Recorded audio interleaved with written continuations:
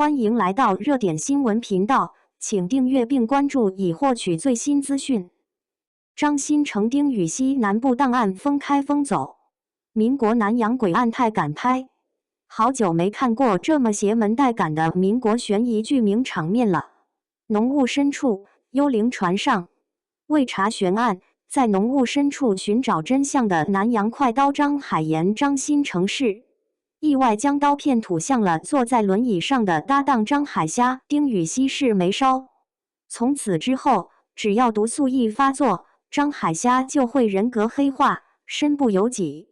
不信，只见阴风刮起，张海虾瞬间不能自控，与满脸狠戾的张海岩互相残杀，死死对峙。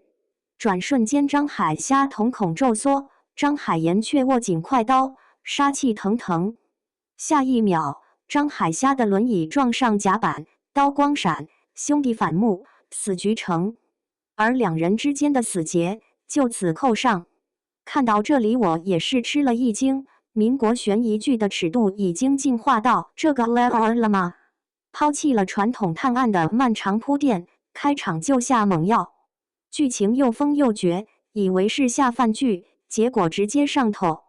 民国版史密斯夫妇好像还没那么简单。2026年民国悬疑市场的高峰要比往年来得更早一些。整个上半年，古偶佳作虽不少，但称得上爆剧的几乎为零。现偶市场也只有几部小甜水剧和一部口碑平平的悬疑。反倒是悬疑探险这边风景独好，一部《盗墓笔记》系列延续就刷新纪录。延续了南派三叔 IP 改编剧在暑期档大火的定律，而今年夏天的这股荧屏探险之风还并未停止。就在近期，南派三叔团队出手，张新成、丁禹锡领衔的33集民国悬疑剧《南部档案》在爱奇艺开播，剧集开局就爆，上线预约就飙破500万，完全不输大制作。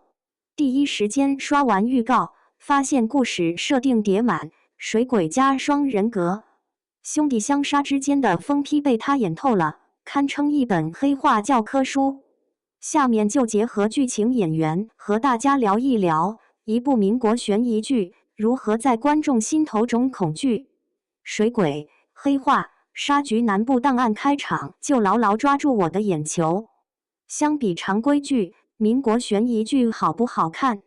剧情是关键，而这部南部档案开局就通过南部档案馆张海岩与张海虾间的黄昏草展开故事，引入3大悬疑元素，不仅死死地拿捏观众，还让诡异惊悚氛围浓郁的几乎溢出屏幕。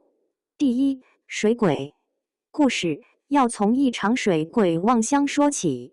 南洋海域因为数十年前一场离奇失踪蒙上迷雾，成为所有人不敢靠近的禁区。南洋档案馆奉命调查，凡盘花海礁一带的船只离奇蒸发，必须在浓雾散去后发现成千上万的站立人影，才能找到线索。结果，张海岩用通过卷宗查来的方向，偏偏就是潜伏着要命水鬼的盘花海礁。刚登礁执行任务的勘探小队发现队员无故失踪，怀疑是被水鬼掳走，于是分头寻找，一边寻人，一边寻机揭开这片海域的诡异。刚好在礁石前遇到了等着他们的水鬼望乡。张海虾本想将线索理清，没想到头脑无敌的他却着了这个邪门案子的道。雾散将至，在没查清这批人影的真相，张海岩会有性命之忧。时间紧，任务重，张海岩只有利用给这位搭档拼死挡下炸弹的代价，替自己探路，于是就有了开场的一幕。还想跑，直接轮椅相逼。而随着张海虾意外被炸断双腿中毒黑化，二人从最初的默契搭档，到被迫卷入阴谋，再到在幽灵船中彼此残杀、彼此折磨，命运自此纠缠难解。第二，黑化。而此时的张海虾正遭遇一场神经撕裂，他原本依靠的精密头脑刚上线，去给坐在轮椅上的自己寻找生机。可体内的黑虾人格却对这位本体产生吞噬。一句是我设计好了这一切，我好亲手杀了你说罢，更是直接将搭档推向深渊，瞬间将剧情张力拉满。但这场兄弟相杀背后，不仅有夺命，更有阴谋。重音号，比起发疯，这更像一场蓄谋已久的末路反扑。因双腿残废而内心日益癫狂的黑虾，要的可不只是活命，而是张海岩这位搭档手中的刀，甚至是一心护着他的张海岩的命。而此时，张海岩自己却将黑虾最想要的破绽拱手送上，那就是毫无保留的信任。第三，杀局。军阀莫云高的暗流涌动下，张海岩与张海虾的羁绊日深。对方甚至以身涉险，只为让他不被黄昏草吞噬。但张海虾却逐渐失控，成为他曾经最憎恨的冷血暴君黑虾。与此同时，黑虾却一面试图引诱张海岩走进死局，一面利用自己中的黄昏草毒，暗自布局，派出杀招，直逼毒素正在发作的张海岩面前。一旦张海岩被黑虾反杀，必然玉石俱焚。一场杀局悄然逼近。不得不说，南部档案真的给观众带来了沉浸感十足的民国悬疑爽剧，以开局兄弟搭档带观众入戏，同时又埋下悬念，牢牢吸引着观众的眼球。当年所谓盘花海礁失踪，根本是阴谋，是谁制造的这场诡局？当张海岩被黄昏草所困，黑虾的杀局步步紧逼，张海岩如何在白虾相助下破局？张海岩又如何揭开盘花海礁冤案背后阴谋，为死去的船员平反？这对被黄昏草相互折磨的兄弟，又是否会因为宿命最终相爱相杀？入戏了。观感、疯批、邪门、带感，这民国悬疑剧让我上头了。看完预告后，你要问我观感如何，我会直接用6个字形容：疯批、邪门、带感。其一，故事疯批。相比俗套剧，本剧显然主打一个短小精悍，节奏疯批，情感浓烈。全剧保持干练的剧情节奏，一上来就是兄弟相认探案开幕，接着也一点都不拖泥带水，军阀阴谋的复现也是快速推进。再从兄弟反目引出当年盘花海礁悬案，故事节奏方面根本不给你喘息的时间，一个冲突连着一个冲突，看起来够疯批。其二，邪门上头。邪门不是简单粗暴的吓人，而是体现在细思极恐的细节中。全剧开场的场景就是如此。女尸指甲缝塞满海沙，以诡异死状绑定探案线，一场危险又惊悚的对峙就此开始。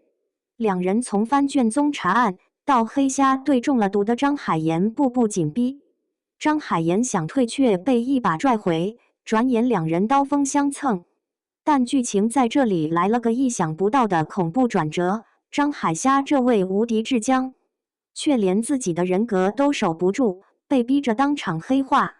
而在另一场礁石流血的戏中，身为至将的张海虾与诡异日记隔空对视，他们之间没有一句废话，没有一个回眸，但却直接将惊悚氛围拉满。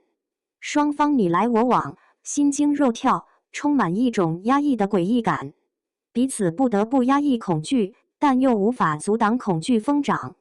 至将惨遭瘫痪后变脸杀人，更为这段兄弟情添加了几分诡异感，让人不可自拔地陷入其中。其三，对抗路带感。除了邪门，还有带感。在无脑卖腐不再吃香的今天，民国悬疑剧想拍出新意并不容易。本剧的做法是把兄弟情当成权谋来拍，双男主以毒为线，相爱相杀，弟弟为哥哥挡炸弹，哥哥表面抗拒又难以克制，然而正当两人步步靠近，一场针对南洋档案的屠杀阴谋又将相杀的两人送上风口浪尖。对抗路兄弟虐心交织，愈发带感。在险象环生的交手和反复的推拉中，俩人的对决也如南阳的毒草，狠狠扎进了观众的心里。张新成、丁禹兮等演员一出场，就让悬疑剧的媚感出来了。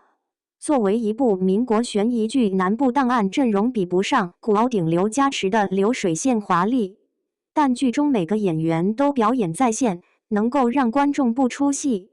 最惊艳我的还是剧中的双男主，他们一出场，悬疑剧的媚感就出来了。比如男主丁禹兮，最妙的是反差感。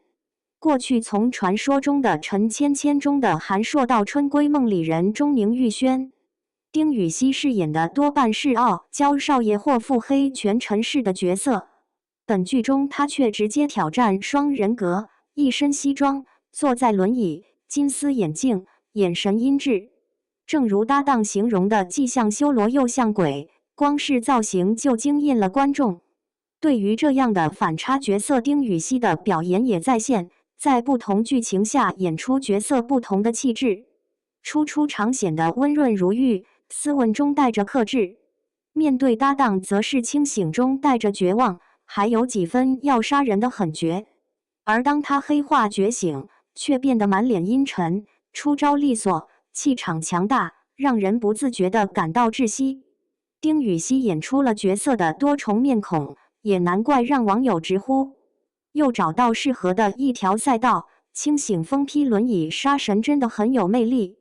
张新成也很好地诠释出角色的反差，出场时是嘴叼刀片、西装暴徒的南洋快刀，中古后却变得暴躁、疯癫，却终究难掩温柔。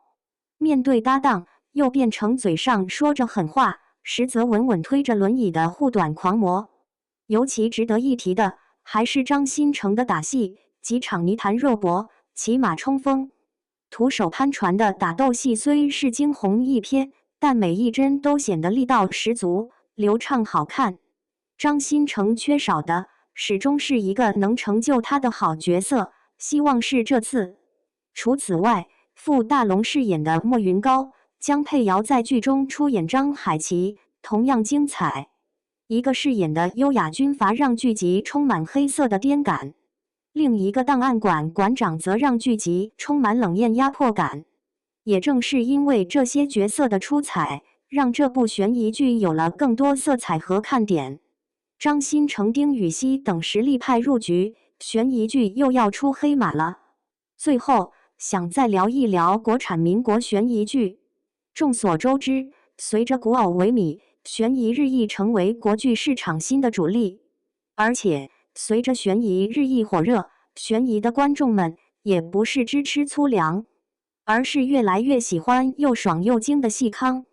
因此，最近2年，我们也看到了悬疑的创新求变。民国奇探以清洗探案切入，大量逗趣桥段、绝美互动，将民国3人的探案拉扯拉满。河神堪称民国版神探夏洛克，强情节、快节奏的叙事风格和点烟变冤与少爷的神探情感拉扯，都增强了故事的可看性和话题性。而这部南部档案同样开辟了新的视角，南洋快刀与轮椅双人格上演黄昏草的反套路兄弟杀。虽然预告下来，也不乏魔改原著、滤镜过暗，甚至剧情过度阴间的悬疑瑕疵，但新颖设定、疯批盖世依然带给观众惊喜。尤其是双男主强烈的情感拉扯，甚至优于许多双男主长剧。最为关键的是2人之间的推拉，相互拿捏的戏码轮番上演，让这出戏变得足够过瘾，而非像许多双男主长剧看上去很铁，其实还是那种观众要被按头强刻的工业兄弟情。随着古偶开机日益减少，与其拍一些套路古偶长剧，真不如拍点这种剧情有趣、制作不俗的悬疑。而爱奇艺等大平台的接连下场，也能看出国产悬疑依旧在努力突围，在向好的方向发展。其实无论古偶悬疑，对于观众来说，想看的还是新鲜的好故事，不靠噱头和话题度出圈，而是扎实的做好人与鬼对峙时温度的刻画。虽说一部悬疑探险剧最终仍要服务于探险，但能踏踏实实走出自己的风格，拍出令人真正后背发凉的邪门，而非像许多双男主剧那样，主演像是被逼做兄弟一样，全无探险的激烈，只有下班后硬挺着打卡的僵硬。那就是民国悬疑的胜利。